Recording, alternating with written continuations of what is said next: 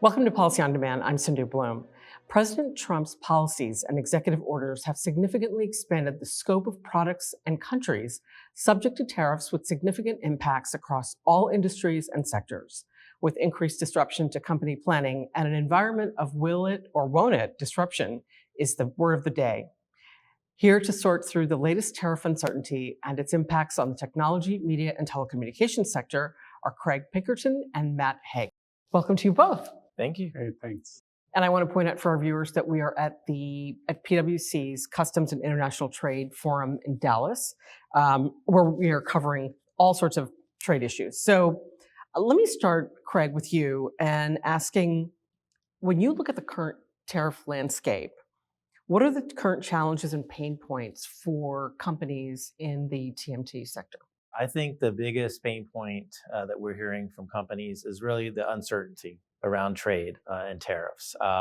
With the fast moving pace that the US government and administration is currently at, nobody really can forecast what's coming because it comes fast. So it's a lot of trade uncertainty.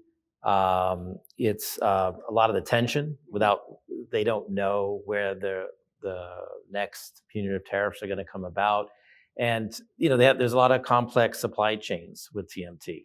They rely on a lot of different inputs, and not knowing which countries are going to be subject to tariffs, when those will be implemented, can create some risk in their supply chain if they're not able to pivot fast enough. So they have some concern over that. Is there going to be delays? So they have concern over pricing, right? Tariffs add to my landed costs. What is that going to do to my consumers ultimately? With the additional countries that are about to come online, potentially additional tariffs, again, how fast can they resource if they can at all? So sourcing is a big issue with them. It could be a potential pain point or bottleneck depending on where these additional tariffs come into. Great. And Matt, I'd like your take on this as well, but I'd like to also ask a follow-up to that, which is, so there are these pain points and there are these challenges that they're experiencing, but what have they adjusted anything in terms of business operations or planning? In terms of planning, we'll get to some of the ideas and how they look at it in terms of immediate reactions, short-term, mid-term, long-term. I would say one other item we wanted to talk about is the new data requirements that come with these tariffs. Take, for example, the steel and aluminum tariffs and all the derivatives of the products and components and what proportion of these electronic components. They have thousands of parts in these components of electronic goods. And they got to figure out what proportion of that is steel and aluminum for each component. Sure. So that's very difficult for them, something they haven't had to deal with in the past. Now they've got to go to their suppliers and find out that data. They just haven't had to do that before. So this is new agreements need to be made, new data. That's both on up the supply chain as well as knowing that some of their products are restricted. Right. They can't send some semiconductor chips, for example, into China. And even though their customer, let's say, is Japan or Korea, the onus is on them to prove that it doesn't get subsequently sold to China. Okay. So that's quite a lot of new requirements for them that they aren't used to doing. And Craig, let me come back to you for this next one. So with respect to the TMT sector, which countries are companies watching? Which countries kind of factor in terms of products and items that are being sold? Sure. Believe it or not, it may be an interesting answer, but it's the United States. I mean, you think what countries should I be looking at, abroad, but it's really starts here because I think everyone else is going to be reactionary to what the United States is doing. So where is our trade policy heading? What new tariffs are coming down the path for the next few weeks, the next few months? So really is the United States, but I also think given the sector is strong in Canada, Mexico, you have to look at those two countries as well. The 25% potential tariff could be a real significant impact on a lot of the electronic components that come out of Mexico, some of the machinery coming out of Canada. So what's going to be the retaliatory landscape, right, to the U.S.? How retaliatory will those countries be? Will there be any pause again? I think, you have the economic impact as well to those tariffs. Those are our two largest trading partners, Canada and Mexico. But I think it really starts with the U.S. Like, where's the trade policy really going to go? Because I think, again, the rest of the world will be somewhat reactionary.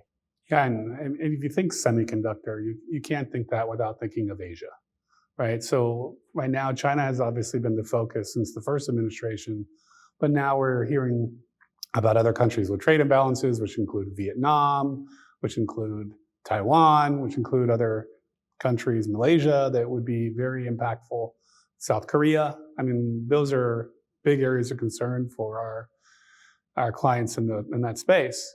Downstream from that, of course, is even if you're a software company and you need to buy servers. So servers have integrated circuits, they have electronic components that come from Asia. So I think there's a lot of impact from Asian countries that they're very concerned about. And Matt, could you talk about mitigation strategies that Sure. companies can use? This is the earlier question framework is, what do we do immediately? When the announcement comes out on April 2nd and we're going to get more information, then how do you act immediately? What are your solutions for this very short term? Right. What can you do? Then in the next, let's say, 3 to 4 years or through the rest of this administration, what can you do in that time frame? And finally, longer term, when you keep in mind that in semiconductor space, you have fabs that are tens of billions of dollars to build, it's going to be a longer term shift that you would have to look for those strategies. So Craig, maybe you can talk about what you can do in each of those. Yeah, I think for, again, looking at the time frame, there's certain things you can do in the short term. A lot of it is sourcing. Can companies resource in order to get out of paying these punitive tariffs? We get asked almost on a daily basis by companies, how can I shift my sourcing so it's no longer considered my product made in China, but made in somewhere else to get out of the punitive tariffs? The challenge with that is you may go from China to Vietnam tomorrow, but then next week there's punitive tariffs on Vietnam. So did I really move everything production, and then I'm still stuck?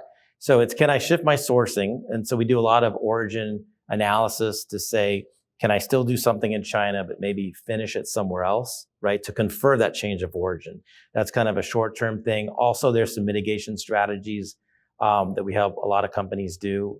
Duty drawback is a big one. So up until like 6-7 years ago, there's really nobody in this space paying duties, right? You had the first Section 301 tariffs that came about, and we had certain companies that went from paying zero to tens of millions overnight because of these punitive tariffs. And so fortunately, they're able to get this money back, the duty drawback, for those companies that are still using the US as a distribution hub or as a manufacturing hub. So duty drawback has really taken off. Bonded warehouses, foreign trade zones help to defer. So we've helped some companies set those up in the United States to, unfortunately, if they don't export and they can't get the money back, maybe they can at least defer when they pay the duties for US consumption, distribution.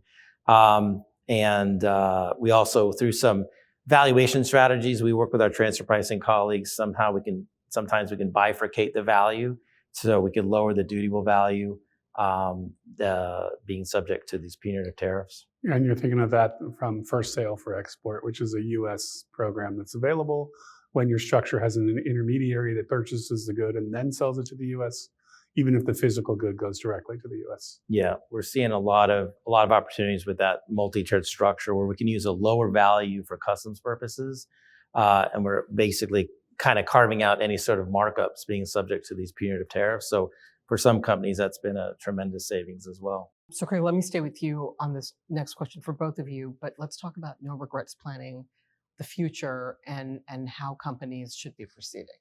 I think and sometimes it's hard to do that because everything is changing so fast, right? And so what kind of planning would you have no regrets, regardless of where U.S. trade policy goes? And I think for some of it is just companies having flexibility. How can they establish certain protocols to have that sourcing flexibility so they can pivot?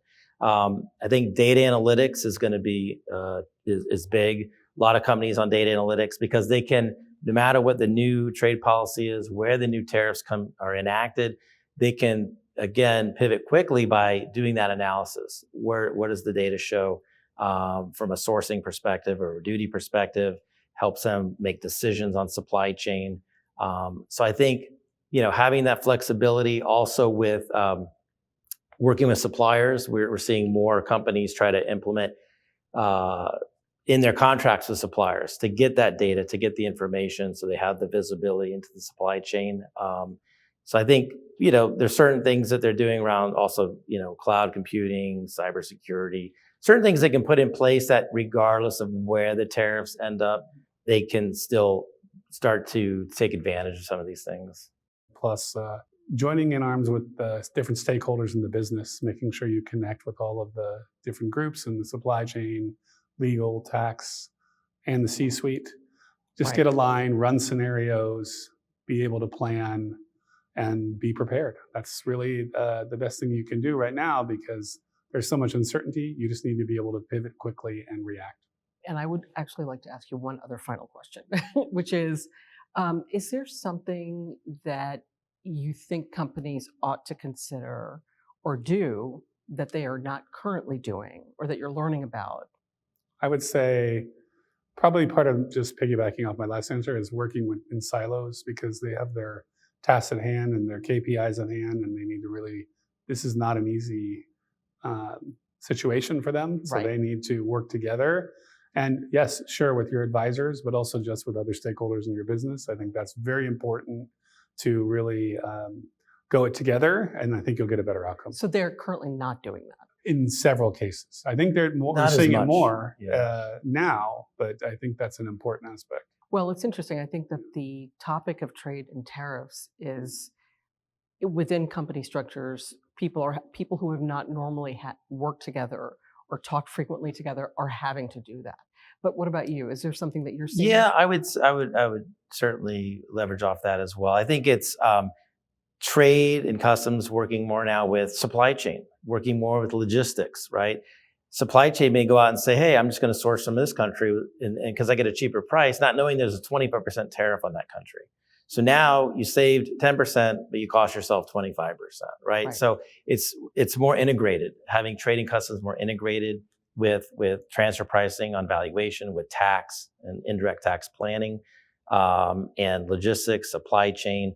So, obviously with the tariffs as high as they are and the impact to the bottom line and landed cost, higher up in the company, CFOs, CEOs now know the duty spent, but they may not have known it a few years ago. What's a duty? Now they know the impact because of its impact to the landed cost and the bottom line. In the bottom line, that's right. Matt, Craig, thank you so much. I really appreciate this. Thank you for having us. Thank you.